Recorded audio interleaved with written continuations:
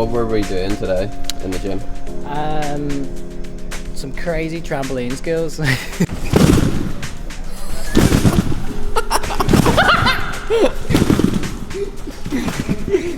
Nice activation for the day of travel. It's going to be a long day. Flying to Birmingham and Antalya.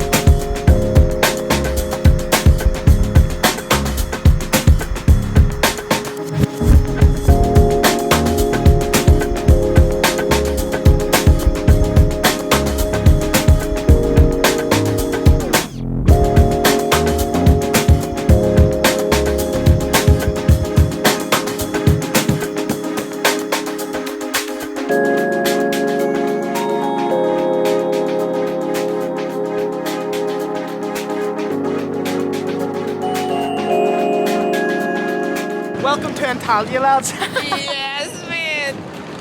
Right, get it out of my face. Travel day, finally done. We made it here live. Actually, as soon as we arrived, I was like, any chance we can have some food? Because it's 12:30, it's midnight. And they were like, yeah, there's like some food around the corner. So we went, fueled up.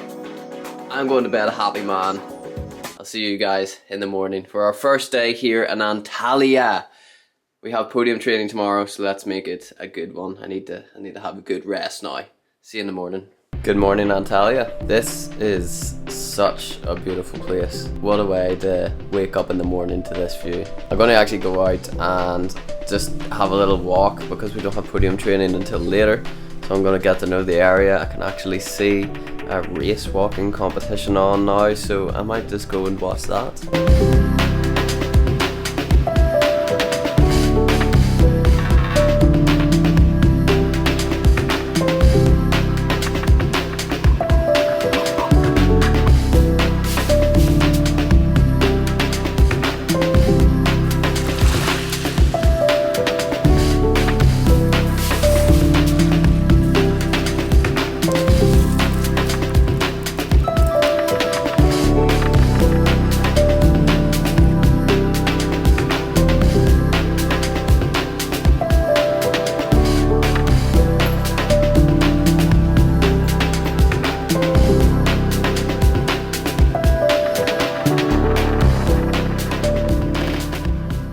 I have to admit I'm a little bit annoyed at myself after that podium training. But today I was a little bit sore, a little bit tired. You know, we just travelled in last night. So with that soreness and tiredness should come a little bit of extra focus and determination, and those two things weren't there. I always treat podium training like a competition, do the same timings, put the same pressure on myself, and I think because of those other attributes and maybe some distractions and stuff just from being at a competition, I let those cues slip away, and I let the improvements that I made over the last couple of weeks slip away as well. And especially in the travels, I played it safe, but by playing it safe, that kind of threw off my whole rhythm and threw off me from the pommel horse. But at the end of the day, this isn't competition, it's podium training, and you know, that's why I replicate it like a competition, because I want to take all of this on board, the good and the bad.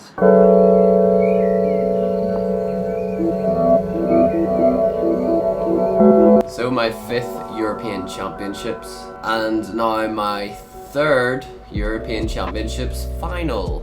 So I'll talk through what happened in qualifications. Obviously the outcome was good. I'm happy with the outcome. We qualified in 1st position, which is sweet.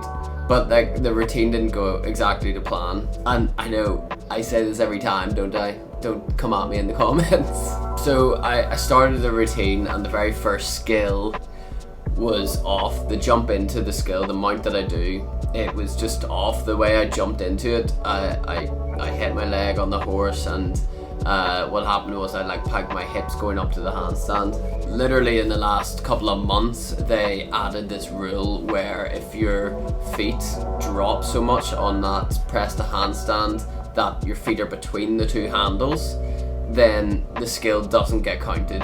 And that's a big deal because that is the only skill in my routine from that requirement. So if that skill doesn't get counted, then the entire requirement group is gone, and that's a lot of points gone from the routine. So me being the gymnast and not being able to see whether or not my feet actually did dip between the handles, I was debating, should I do that skill again or a skill that's easier from that group again? And that's what I was thinking about for the first half of that routine. And kind of what made the decision for me not to do another scissor element was because I always feel like my gymnastics is worse than it actually is.